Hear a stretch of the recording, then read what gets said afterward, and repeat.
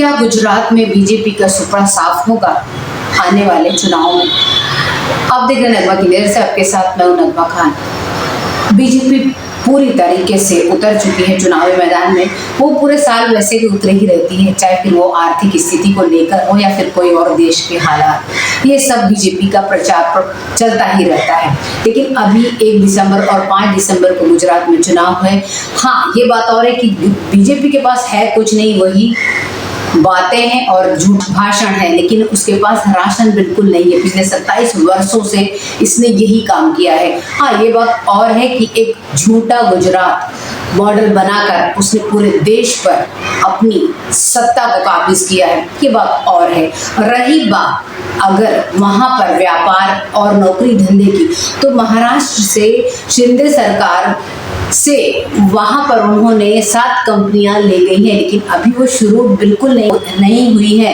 तो ये हो सकता है कि वो चुनाव में दिखाने के लिए और जीतने के लिए उन्होंने ये किया है, क्योंकि जब तक काम कोई शुरू नहीं हो जाता, लोगों को काम मिल नहीं जाता, तब तक हम किसी भी चीज को मान कैसे सकते हैं। और दूसरी बात अगर हम बात करें तो अभी ताजा में ही मोरबी का जो हादसा हुआ है, पुल गिरने का, वो लोगों के दिमाग में चल ही रहा है। और जो महंगाई है वो तो डायन खा ही रही है, जैसे पूरे देश को खा रही है, तो गुजरात भी शामिल है, उसी देश का हिस्सा भी है।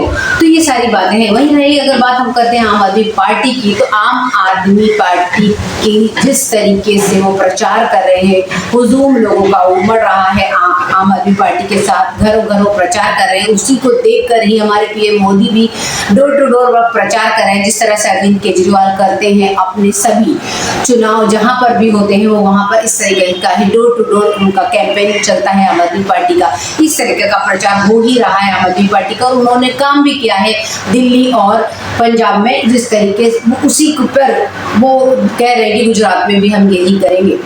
और रही असदुद्दीन ओवैसी की, तो ये बिल्कुल भी नामुमकिन सा है, बहुत मुश्किल है ये बात। और गुजरात के मुस्लिम और जो दलित हैं वो बिल्कुल भी आसार नहीं लगता कि जो ओवैसी की पार्टी है उसका वो खाता खुलने देंगे। हाँ, एक बात और ये खास है कि ऐसी एक वोट कटुआ जरूर साबित हो सकते हैं इस चुनाव में गुजरात के, तो ये बात रही। और वहीं अगर हम कांग्रेस की बात करते हैं, तो कांग्रेस जो है, पता नहीं कांग्रेस का क्या होगा, क्योंकि इस तरह से बहुत सारी बातें कांग्रेस हर बार प्रचार अच्छे से करती है और फिर 20 सीटें उससे नहीं मिलती है।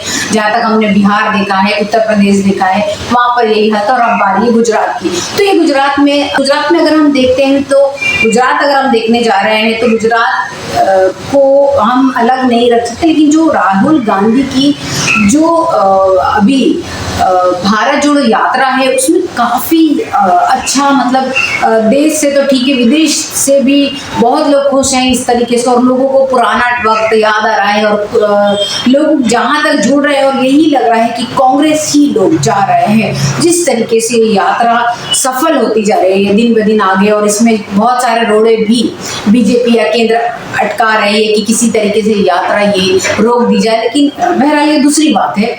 लेकिन जो एक पॉजिटिव चीज सामने आ रही है वो ये है कि लोग बहुत ज्यादा इस यात्रा की तारीफ कर रहे हैं, सराहना कर रहे हैं, और राहुल गांधी को प्यार भी काफी लोग दे रहे हैं। तो ये रही बात कांग्रेस की। अब अगर हम बीजेपी को देखते हैं, तो बीजेपी के पास पूरा उसका मीडिया है।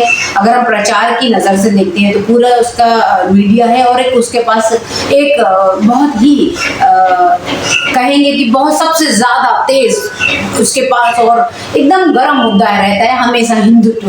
वो हिंदुत्व का मुद्दा लेकर ही जीतती है, क्योंकि लोग भूल गए कोरोना में किला से वहीं, और लोगों को बराबर से दवा नहीं मिली, ऑक्सीजन नहीं मिला, अस्पताल नहीं मिले, लेकिन उसके बावजूद भी बिहार और यूपी जीता गया है बीजेपी द्वारा। तो आप देख सकते हैं कि हिंदुत्व कितना ही उनके पास कैसा एक हथियार है कि जिससे वो आराम से फिर से जीत सकते हैं। ये बात मैं हर जगह की कर रही हूँ जहां भी चुनाव होगा, जैसे अभी गुजरात में। तो ये सारी बात तो हो ही रही है। अब अगर मैं बात करती हूँ कि अभी आम आदमी पार्टी पर एक टिकट खरीदने का जो कांग्रेस ने इल्जाम लगाया है, कांग्रेस की अगर हम बात करेंगे तो इस तरीके से जो इल्जाम लगाया है कि टिकट खरीदी जा रही है, या फिर आम आदमी पार्टी बोलती है कि कांग्रेस और बीजेपी एक ही है, 10 साल ये राज करती, 10 साल वो, इस तरीके की बातें हमेशा हमें सुनने को मिलती हैं। तो ये बात ये है कि देखिए, ये तो चुनाव है, चुनाव में और जिस तरीके से विधायक तक खरीदे जाते हैं, हमारे पास एग्जाम्पल है अभी हाल ही का महाराष्ट्र का, किस तरीके से ईडी और पैसों का लालच देकर पूरी की पूरी महाराष्ट्र की सत्ता को बीजेपी ने पलट कर रख दिया है। तो इसमें कुछ भी खेल नहीं है, जनता तो सिर्फ ऐसे ही वो ठगी जाती है अगर आप देखने जाएंगे तो।